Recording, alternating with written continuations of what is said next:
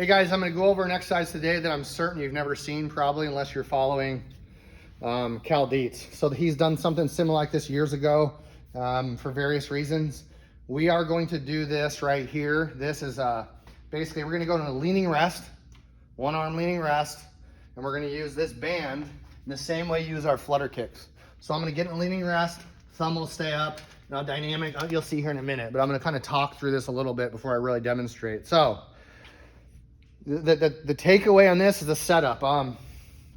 We don't want the handle way up here. I'm not much in the leaning rest here.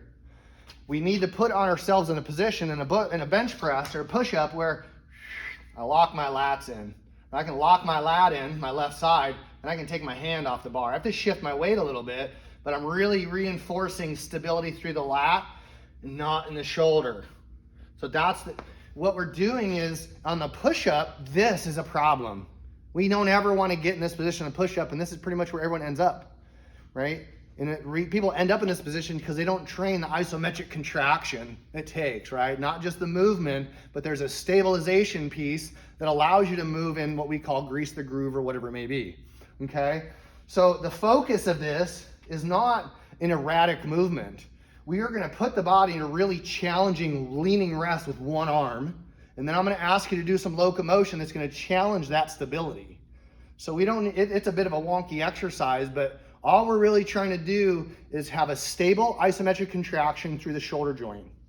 And then we're elongating that time under tension of movement. You'll see here in a minute, okay? So there's a lot of tension that I have to stabilize through my left side, and then I'll switch my sides. But in this case, I'm just going to do one side, okay?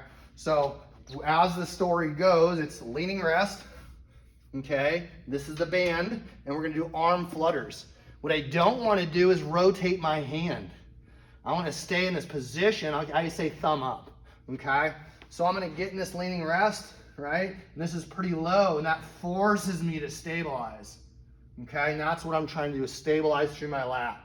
I drop my hand in this thing, shoulder blades down, I quiet my body, and for either a period of time or for a designated number of reps, I will begin my locomotion.